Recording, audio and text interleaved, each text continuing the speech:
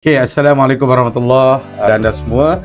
Hari ini saya melancarkan Sawana Cookies, produk terbaru Sawana, yang mana nak pastikan anda dapat buat jualan. Bukan produk ni evergreen, cookies.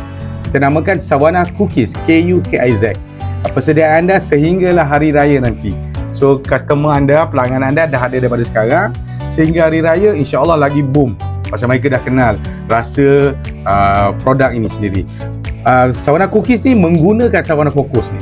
Okay, 6 jenis yang ada ni menggunakan Sawana Koko. Yang paling penting dia homemade, bukan kilang. Kita ada 6 perasa, yang mana antaranya yang paling top adalah Swedish Delight, yang kedua coklat chip, yang ketiga Black Royal, yang keempat Suji.